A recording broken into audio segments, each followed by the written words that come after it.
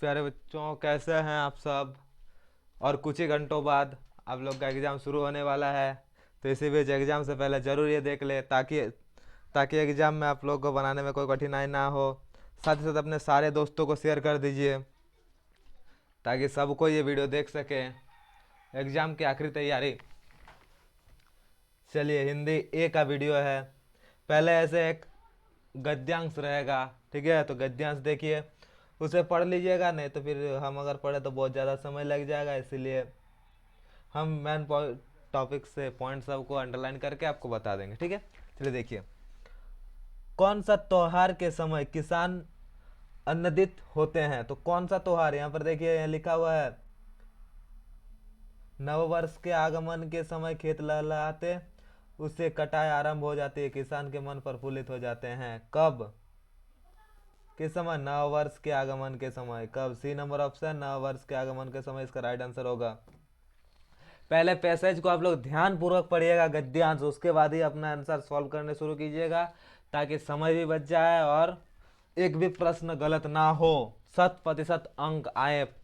गद्यांश बहुत महत्वपूर्ण होते हैं। कौन सा त्योहार हमारे मन में देशभक्ति की भावना को जागृत कर देता है। तो यहाँ पर जो दिया हुआ है, देशभक्त का गौरव, महापुरुषों के याद में मनाए जाने वाले त्योहार देशभक्ति का गौरव भावना जगाती है। देखिए, तो क्या हो जाएगा इसका, महापुरुषों के याद, ऑप्शन नंबर बी।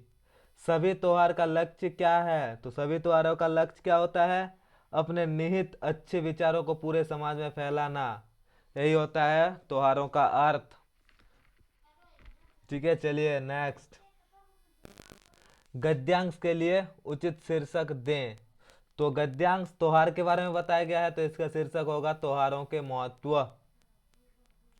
उमंग शब्द का पर्यायवाची, पर्यायवाची मतलब उसी के जैसा, तो उमंग यानी उल्लास।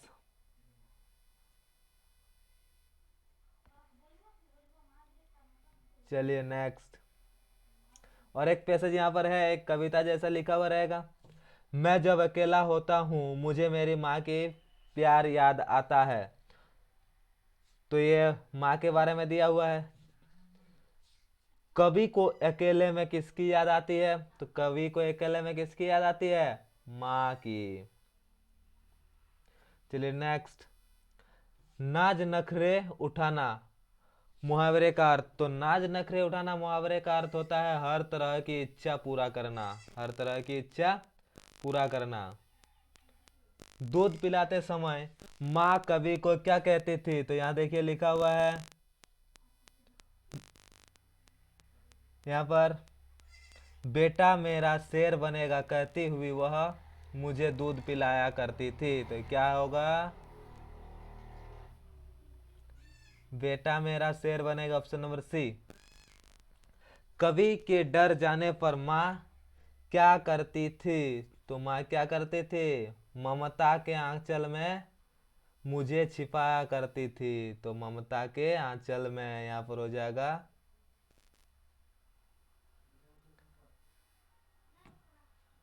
Option number D. तो माँ का ममता सबसे प्यारा होता है, इसीलिए एग्जाम में जाने से पहले माँ को एक बार प्रणाम जरूर करके जाइएगा। इससे आपका एग्जाम भी अच्छी तरीके से बीतेगा और नंबर भी आएगा, ठीक है। चलिए, प्रस्तुत कविता का उचित शीर्षक होगा माँ का प्यार, माता का आंचल, माँ की ममता। तो इसमें सभी आएगा, माँ का प्यार, माँ की आंचल, माँ का ममता, कुछ भी लिख सकते हैं इसमें, ठीक है। चलिए ऑप्शन नंबर डी।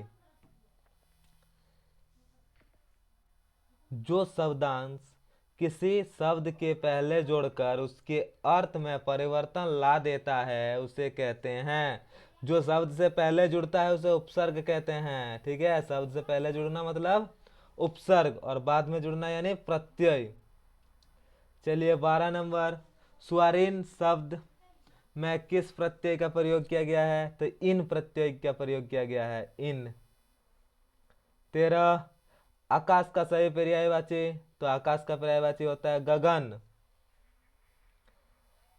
सीता आम खाती है वाक्य में ने प्रसंग के प्रयोग से कौन सा परिवर्तन होता है? तो ने आ जाएगा तो सीता ने आम खाई। सीता ने आम खाया नहीं होगा, ये पुलिंग हो जा रहा है। सीता ने आम खाई, ऑप्शन नंबर ए। 4 लीटर दूध विशेषण शब्द है, तो 4 लीटर दूध का विशेषण होगा 4। क्या हो जाएगा? 4। राम ने समय पर काम पूरा किया, रचना के आधार पर वाक्य भेद बताइए। तो ये जो है यह एक सरल वाक्य है।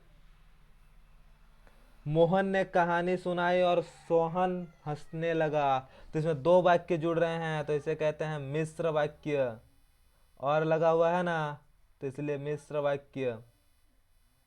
9 2 11 होना, भाग जाना।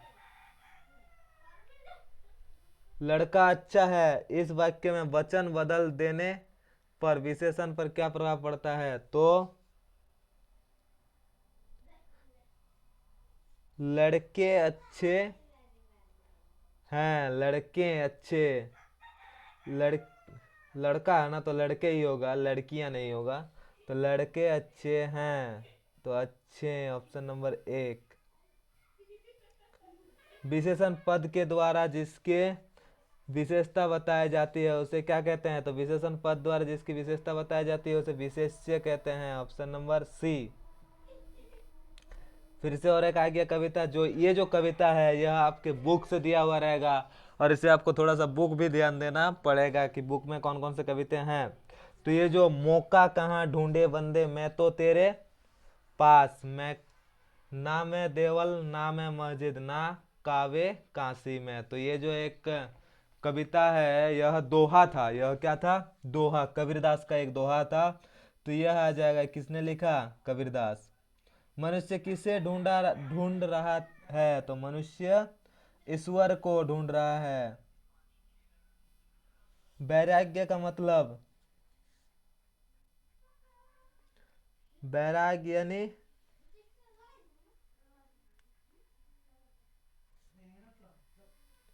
पद में किन दो तीर्थ स्थलों का नाम आया है? तो पद में कावा और काशी।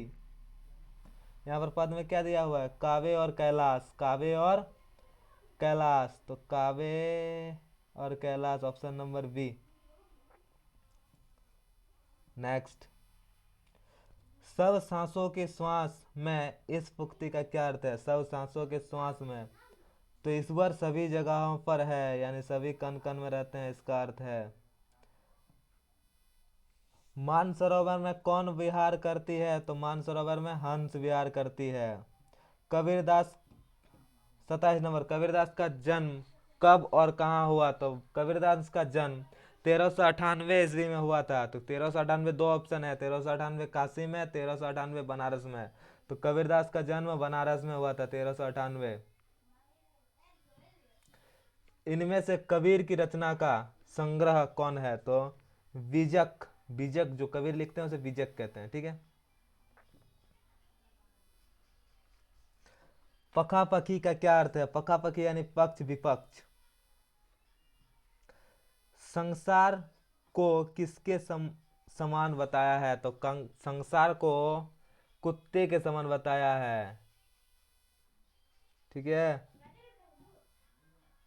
चलिए फिर से एक आ जाता है पद्यांश। ये भी एक पाठ का है, तो इसे हमने पहले ही पढ़ लिया है। अगर हम इस तरीके से यहाँ पढ़े तो आपका समय बहुत ज़्यादा लग जाएगा, इसलिए हम इसे नहीं पढ़ेंगे। आप लोग पूरा ऐसे ध्यान से जरूर पढ़ लीजिएगा और पता करने की कोशिश कीजिएगा किस पार्ट से है, ठीक है। कहानी आशा करता हूँ कहानी आप सभी ने पहले ही पढ़ चुके हैं, पढ़ लिए हैं, देख लिए हैं, तो उससे ढूंढने में कोई परेशानी नहीं होगी। छोटी सी लड़की रात को दोनों को क्या खिलाया जाते थे? तो क्या खिला जाते थे? यहाँ पर देखिए, देखने को मिल जाएगा। लड़की 2 रोटी क्या खिला करती थी? रोटी। तो नंबर ए यहाँ पर जो है 2 रोटी। चलिए, लड़की का पिता का क्या नाम था? तो लड़की के पिता का यहाँ पर देख सकते हैं, लड़की भैरव की थी, यानी भैरव था। उसका पिता कौन था? भैरव। तो भैरव ऑप्शन में भैरव यहाँ पर है, ऑप्शन नंबर सी भैरव। सौतेली माँ उसके साथ कैसा व्यवहार करती थी? सौतेली माँ उसके साथ उसे मारती थी। देखिए यहाँ पर भी मिल जाएगा देखने को।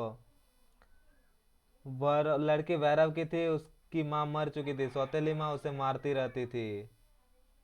देखिए ना, मारती रहती थी। ये वाला है। तो इसी प्रकार से पार्ट भी पढ़ लीजिएगा। ये अगर पढ़ लीजिएगा तो इसी से सारा क्वेश्चन बन जाएगा। कवि का नाम और लेखक का नाम, यही दो चीज नहीं बनेगा, लेकिन बाकी सब बन जाएगा। ठीक है, चलिए। सौतेली माँ क्या करती थी? मारती थी। दो बैलों के साथ कैसा व्यवहार किया जाता था? तो दो बैलों के साथ दिन भर जोतते जाते और डंडे खाते थे। दो बैल क्या करते थे? उन्हें जोत लिया जाता था और डंडे भी मारते थे। उपयुक्त गद्यांश के लेखक कौन थे? ये देखिए, इसके दो बैलों की कथा के बारे में सुना दे रहा। तो दो बैलों की कथा किसने लिखा? Premchand. Option number A. Tibet की औरत चाय किसमें काटती थी? तो तिब्बत की औरत जो थी वह चौड़ी में चाय काटती थी। लेखक गलत रास्ते पर कितने मील चल गए? तो लेखक गलत रास्ते पर 1.5 मील, 1.5 मील चल गए थे। लेखक लड़कों के मार्ग में अपने साथियों को किस कारण बिछड़ गया? तो इसके मार्ग में वह धीमे चल रहे थे, उससे मतलब उसका क्या बोले, थक चुका था और वह बहुत धीरे चल रहे थे, कहीं आराम कर रहे थे, मतलब थक चुके थे और धीरे चल रहे थे, जिसके कारण वह पद छूट गया। Option number C. Next, Vrindavan की नदी का संवाला पानी किसकी याद दिलाती थी? तो वृंदावन का पानी कृष्ण को याद दिलाती थी। किसको? कृष्ण को। चलिए, अच्छी तरीके से परीक्षा देने जाइए। हिंदी का परीक्षा अच्छा से जाए और आकर जरूर कमेंट करें कि किस तरीके से आपका 9 का एग्ज़ाम गया। चलिए, बाय, बेस्ट ऑफ लक, अच्छे से दीजिए एग्ज़ाम। इतना ही।